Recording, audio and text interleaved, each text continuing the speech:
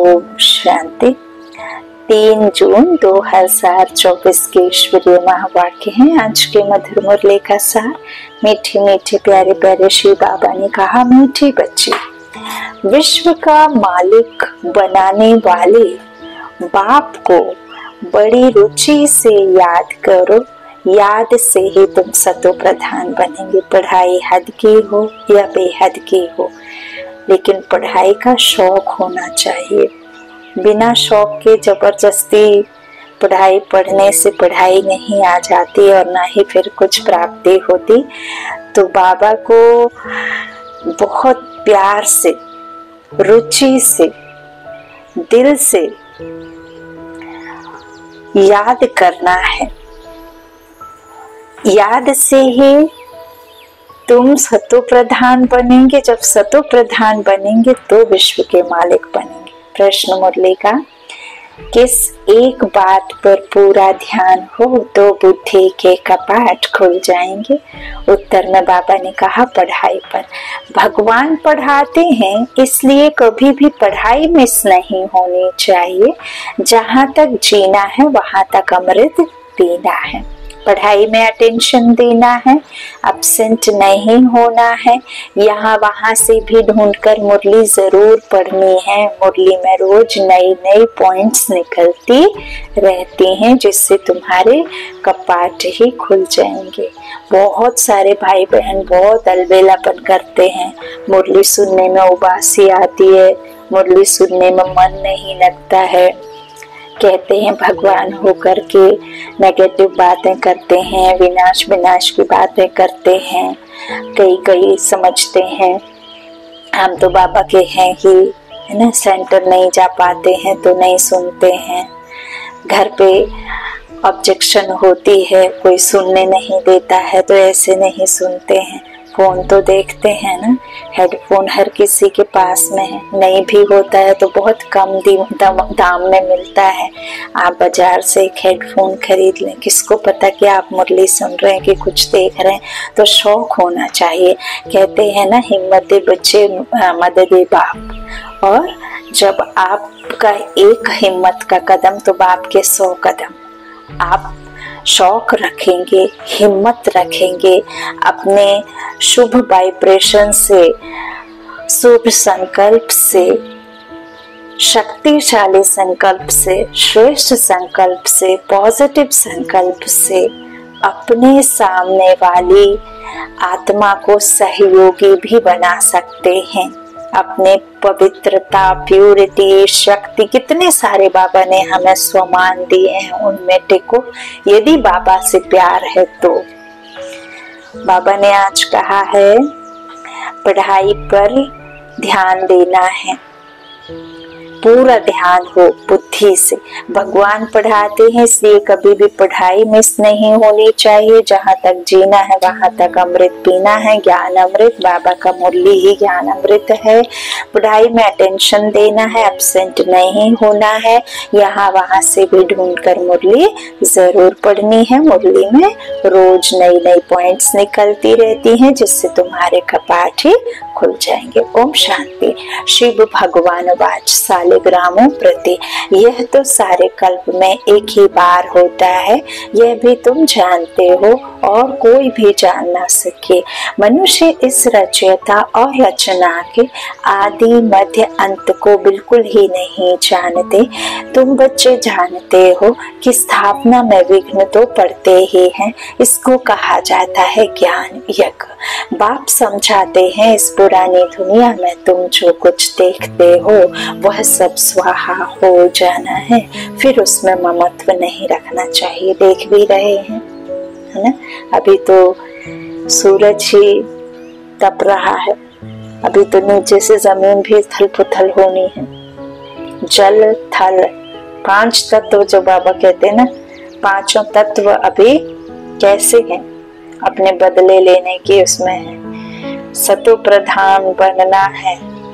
पूरी दुनिया को तो फिर काया पलट होनी ही है। प्रकृति का परिवर्तन होने के लिए यह सब अशुद्धि को शुद्धि में बदलने के लिए यह सब करना है। तो अभी सिर्फ आप सूरज के नजारे देख रहे हैं, गर्मी गर्मी गर्मी गर्मी गर्मी, हाय गर्मी हाय गर्मी हाय गर्मी।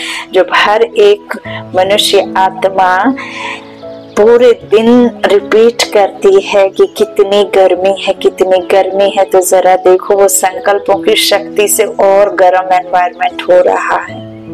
आप कहकर देखो भला कि नहीं, मुझे ये सूरज भी अपना फ्रेंड बनाकर उससे बात करो कि तुम तो मेरे साथ ही हो। तो देखो कैसे तुमको अंदर से वो फीलिंग आती है उसके साथ फ्रेंडशिप की, तो फिर आपको उतनी गर्मी नहीं लगेगी जितनी हम गर्मी गर्मी कह के और गर्म हो जाते हैं। तो इस तरह से बाबा कहते हैं, तुम बच्चे जानते हो कि स्थापना में विघ्न तो पड़ने ही है।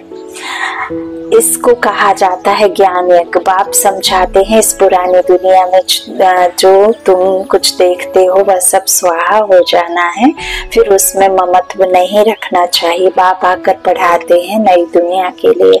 यह है पुरुषोत्तम संगम युग, यह है विशेष और वाइसलेस का संगम, जबकि चेंज होनी है। नई दुनिया को कहा जाता है वाइसलेस वर्ल्ड। आदि सनातन देवी देवता धर्म ही था।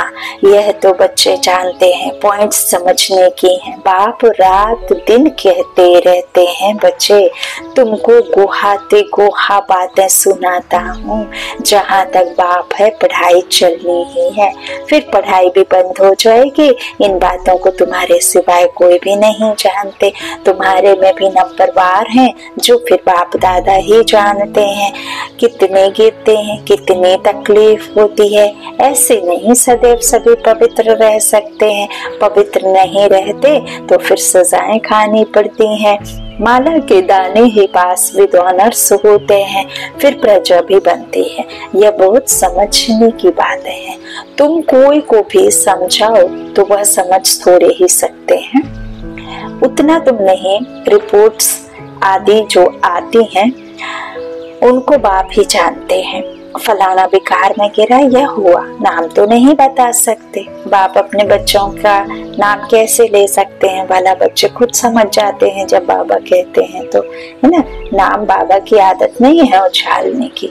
हम नीचे वालों की आदत है दुनिया वालों को तमाशा दिखाना और उनका बदनामी करना, है ना, और भगवान को तक बदनाम करना। लेकिन फिर भगवान कैसे कहलाएगा यदि वो अपने बच्चों की ही बदनामी करेगा? तो है ना, वो सिर्फ आपको जो रिपोर्ट उनके पास जाती है वो समझते हैं। लेकिन फिर भी बाबा कहते हैं मैं नाम नहीं बता सकता। नाम बताएं तो फिर उनसे कोई बात करना भी पसंद नहीं करेंगे। देखो बाबा को कितना ध्यान है अपने बच्चों का।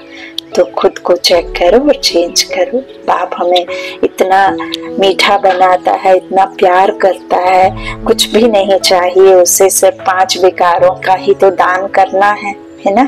ऐसा तो नहीं है कि वो चोरी करने कह रहे हैं, कुछ करने कह रहे हैं। पाप करने मना कर रहे हैं, बस विकारों से दूर रहने मना कर रहे हैं। ऐसा तो नहीं है आपके विकार छूट जाएंगे, आप उनको छोड़ देंगे, पक्का वादा कर लेंगे खुद से बाबा से, तो आप जीना बंद कर देंगे। जीना तो और अच्छा आ जाएगा, है ना। बाबा हमें जीवन जीने की कला ही तो सिखा रहे हैं, जिसे हम भूल गए हैं, जिसकी वजह से हम दुखी हो गए हैं। तब सुख में जाने के लिए हमें वो कला वापस सीखनी है ना। तो बाबा कहते हैं मैं नाम नहीं बताता हूँ क्योंकि फिर सबके मन से उतर जाएंगे, तो कोई बात नहीं करना पसंद करेगा। सब नफरत की दृष्टि से देखेंगे, दिल से उतर जाएंगे। सारी की कमाई चट हो जाती है।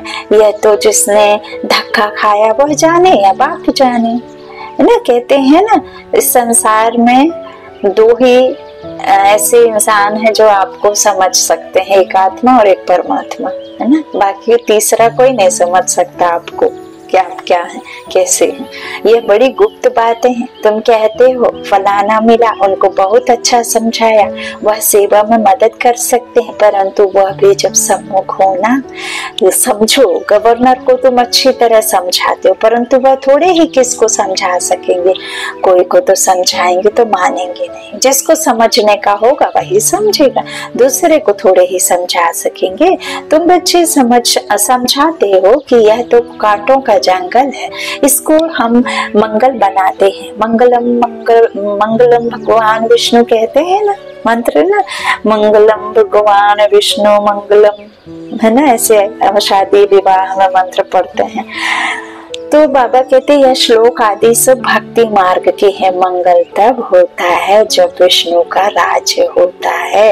विष्णु अवतरण भी दिखाते हैं, बाबा ने सब कुछ देखा हुआ है।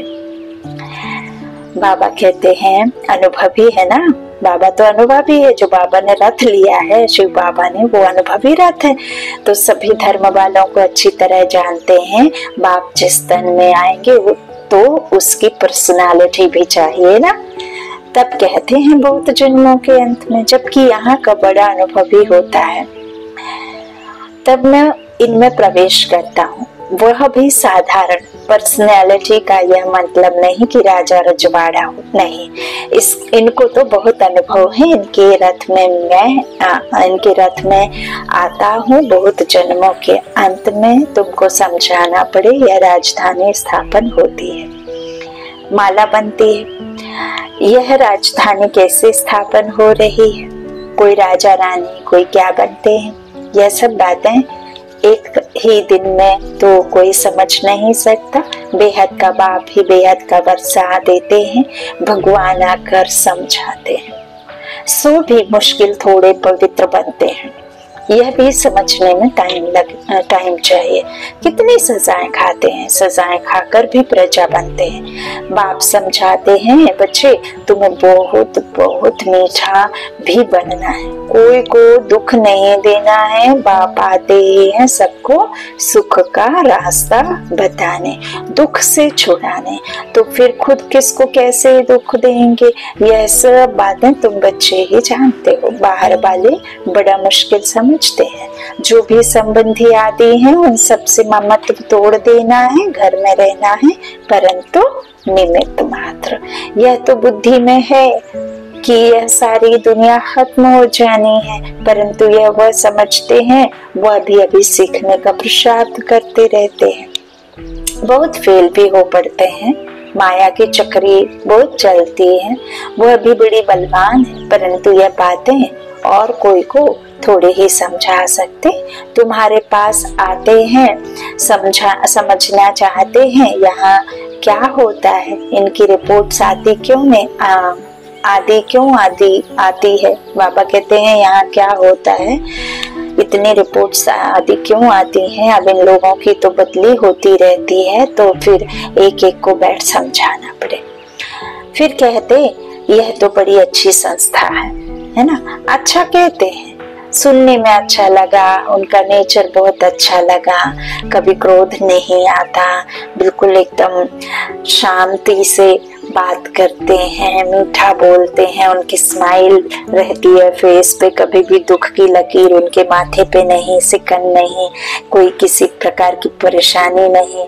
तो ये सब अच्छा लगता है। लेकिन बाबा सिर्फ अच्छा लगना या मन को भा जाना या मन में वो बातें याद रह के भूल जाना, वो नहीं चाहता। बाबा चाहता है जो जो आपने उनमें गुण देखे वो गुण आप में आ जाए और डायरेक्ट संबंध जोड़ना। बाबा कहते हैं आधार से संबंध जोड़ करके तो हम द्वापर से यही करते आए हैं, अपने अनुज से मांगते आए हैं, हाथ जोड़ करके ये दे दो, वो दे दो, ये काम बन जाए, वो काम बन जाए, बिगड़ी बना दो, हम ये कर देंगे, वो कर देंगे, है ना। तो हम क्या करते हैं, उनको क्या देते हैं, घूस देते हैं, है ना, कि हमारा ये हो जाए, वो हो जाए। अब परमात्मा कहते हैं तुमको जितना चाहिए, खुले भंडारे हैं भंडारी बाबा के, शिव भोला भंडारी के भंडार खुले हुए हैं। अपने भाग्य की लकीर खींचने के लिए कलम तुम्हारे हाथ में दे रखी है। जितना चाहो उतने भाग्य की रेखा खींच लो, तो पुरुषार्थ कर लो। बाप से मांगो मत, आपका हक है, हक आप ले लो। आप हकदार वारिस बच्चे हैं, आप, कोई रोक नहीं सकता आपको। तो बाबा कहते हैं इस तरह से अब उन लोगों को समझाना पड़े, फिर कहते यह तो बड़ी अच्छी संस्था है ना। तो ऐसे बाबा कहते मेरे साथ में जुड़ो। तो तभी तो हमारा बाबा कहते कि मेरा बच्चा बनाओगे तो तुम्हारे कर्म के अकाउंट में जमा होगा, है ना। तो इस तरह बहुत ही राजधानी के स्थापना की बातें बड़ी गुहा गोपनीय हैं। बेहद का बाप बच्चों को मिला है तो कितना हर्षित होना चाहिए। हम विश्व के मालिक देवता बनते हैं तो हमारे में दैवी गुण भी जरूर चाहिए। एम ऑब्जेक्ट तो सामने खड़ी है, यह है नई दुनिया के मालिक। यह सभी नई दुनिया के मालिक बनेंगे जो भी ब्राह्मण बच्चे हैं, सच्चे ब्राह्मण है ना। तो यह तुम ही समझते हो। हम पढ़ते हैं बेहद का बाप जो नॉलेजफुल है वह हमको पढ़ाते हैं। अमरपुरी अथवा हेवन में ले जाने के लिए हमको यह नॉलेज मिलती है। आएंगे वही जिन्होंने कल्प कल्प राज्य लिया है। कल्प पहले मुआफिक हम अपनी राजधानी स्थापन कर रहे हैं। यह माला बन रही है नंबर वार। जैसे स्कूल में भी जो अच्छा पढ़ते हैं उनको स्कॉलरशिप मिलती है ना, तो वह है हद की बात है। तुमको मिलती है बेहद की बात है। जो तुम बाप के मददगार बनते हो वही उच्च पद पाते हो। बाबा कहते हैं वास्तव में तो मदद अपने को ही करनी है, पवित्र बनना है। सतो प्रधान थे, फिर से बनना है जरूर। बाबा इसमें आपकी मदद ऐसे नहीं कर सकता। बाबा तो सिर्फ आपको रास्ता दिखाता है। कोई भी आपको सिर्फ रास्ता दिखा सकता है, लेकिन बनना नहीं बनना आपका काम है। तो बाबा कहते हैं सतो प्रधान थे, है ना, बनाया बाबा ने, फिर से बनना है, खुद को बनना है। तो बाप को याद करना है। उठते बैठते खाते पीते चलते बोलते चलते बाप को याद करते रहो। कर्म योगी है ना, शरीर लिया है तो बाबा कहते हैं कर्म तो करना ही पड़ेगा, है ना। तो कर्म योगी है। कर्म में रहते मुझे एक को याद कर, एक की याद में रहकर कर्म कर, कर्म योगी बन। तभी तो फिर बाबा ने हमें राज ऋषि कर्म योगी सहज राज ऋषि सहज योगी कहा ना। तो इसी तरह बाबा कहते चलते फिरते बाप को याद करना है। जो बाप हमको विश्व का मालिक बनाते हैं उनको बहुत रुचि से याद करना है, परंतु माया छोड़ती नहीं। अनेक प्रकार की किस्म किस्म की रिपोर्ट्स लिखते हैं बाबा। हमको माया के विकल्प बहुत आते हैं। बाप कहते हैं युद्ध का मैदान है ना, लड़ेगे भी तो उसी से ना जो बाप का बना है। तो 5 विकारों पर जीत पानी है। बाप को याद करने से तुम भी समझते हो हम सतो प्रधान बनते हैं। बाप आकर समझाते हैं, भक्ति मार्ग वाले कोई भी जानते नहीं। यह तो पढ़ाई है। बाप कहते हैं तुम पावन कैसे बनेंगे, तुम पावन थे फिर बनना है। देवता पावन है ना। बच्चे जानते हैं हम स्टूडेंट पढ़ रहे हैं, भविष्य में फिर सूर्यवंशी राज्य में आएंगे। उसके लिए पुरुषार्थ भी अच्छी रीति करना है। सारा मार्क्स के ऊपर मदार है। युद्ध के मैदान में फेल होने से चंद्रवंशी में चले जाते हैं। उन्होंने फिर युद्ध का नाम सुन तीर कमान आदि दे दिए हैं, जबकि यहाँ तीर कमान की कोई बात नहीं है। क्या वहाँ बाहुबल की लड़ाई थी जो तीर कमान आदि चलाए? ऐसी कोई बात है नहीं। आगे बाणों की लड़ाई चलती थी। इस समय तक भी निशानियां हैं। कोई कोई चलाने में बड़े होशियार होते हैं। अब इस ज्ञान में लड़ाई आदि की कोई बात नहीं है। तुम जानते हो श्री बाबा ही ज्ञान का सागर है जिनसे हम यह पद पाते हैं। अब बाप कहते हैं देह सहित देह के सभी संबंधों से ममत्व तोड़ना है। यह सब पुराना है। नई दुनिया गोल्डन एज है। वो एज भारत था, कितना नाम मशहूर था।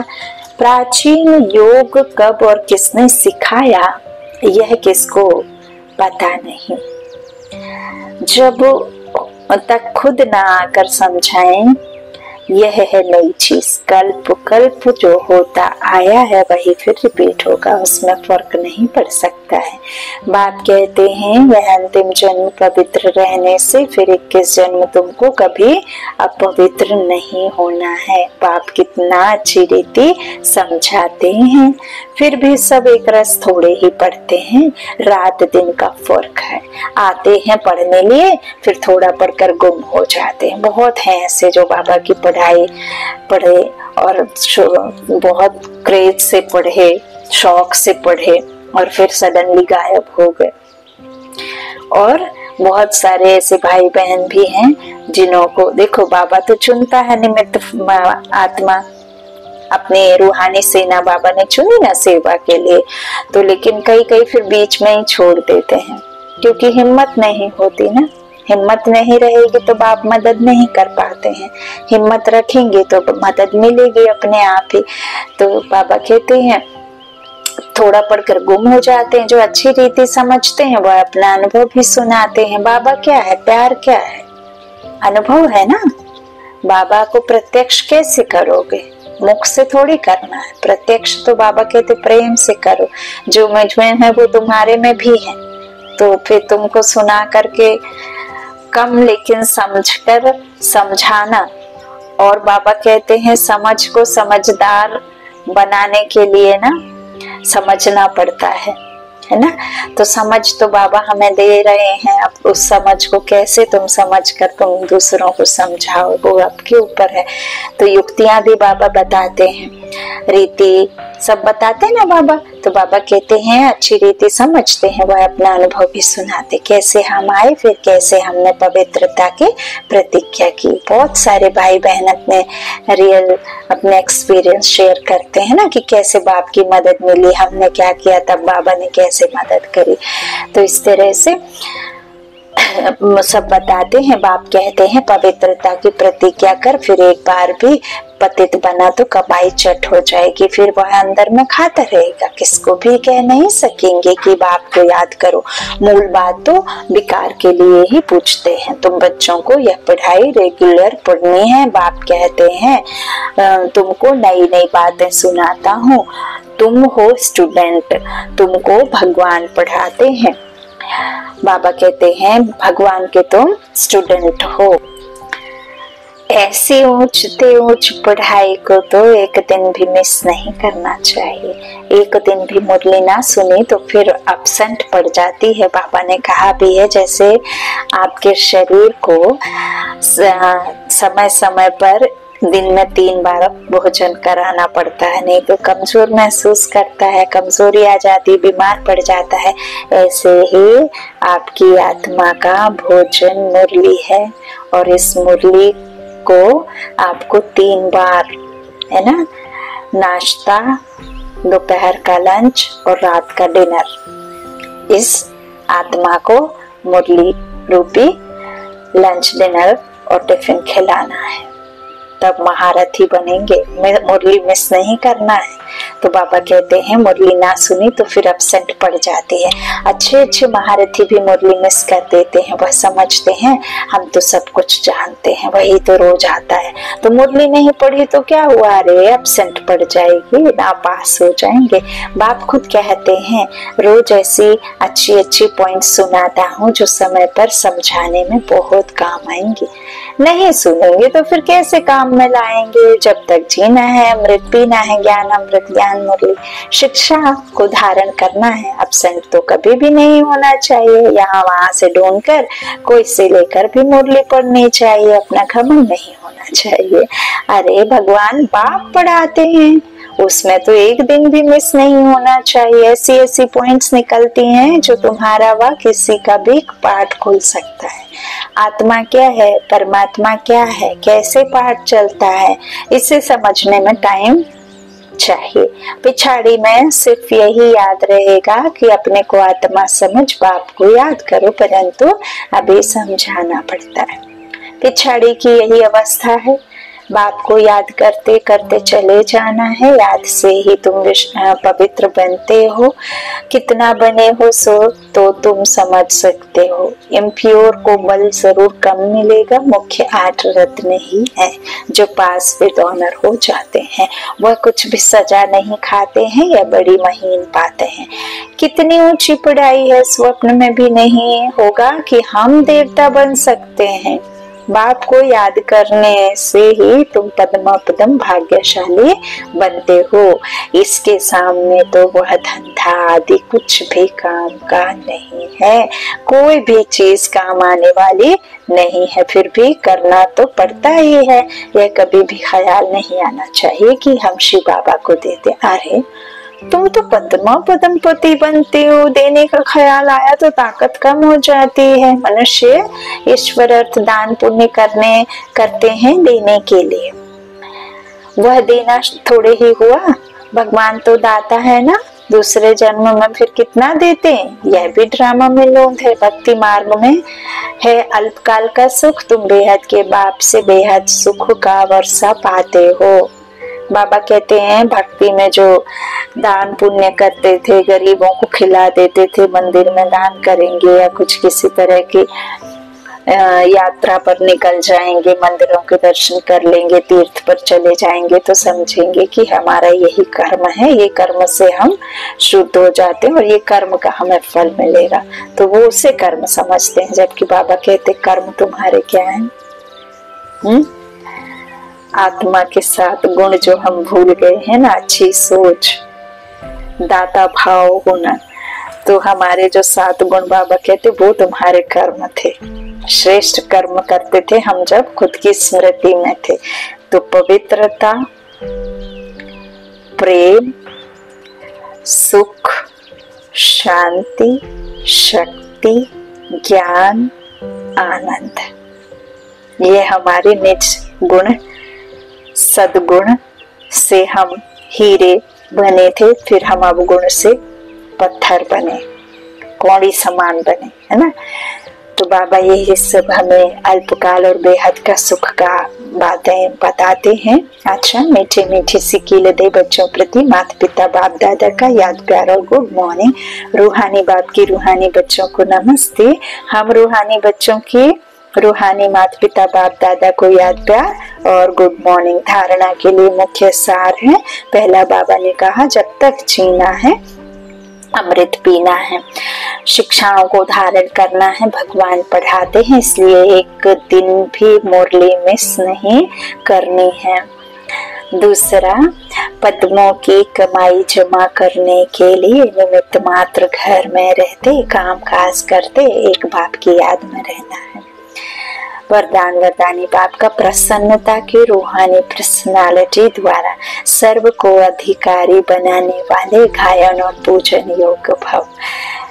जो सर्व की संतुष्टता का सर्टिफिकेट लेते हैं वह सदा प्रसन्न रहते हैं और इसी प्रसन्नता की रूहानी पर्सनालिटी के कारण नामी ग्रामी अर्थात गायन और पूजन योग्य बन जाते हैं। आप शुभ चिंतक, प्रसन्न चित्त रहने वाली आत्माओं द्वारा जो सर्व को खुशी की, सहारे की, हिम्मत के पंखों की, उमंग उत्साह की प्राप्ति होती है, यह प्राप्ति किसको अधिकारी बना देती है? कोई भक्त बन जाते हैं। स्लोगन, बाप से वरदान प्राप्त करने का सहज साधन है दिल का स्नेह। बाप से वरदान प्राप्त करने का सहज साधन है दिल का स्नेह।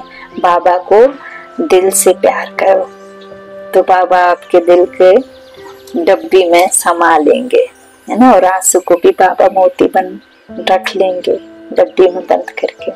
अच्छा, ओम शांति। शुक्रिया बाबा, शुक्रिया शुक्रिया।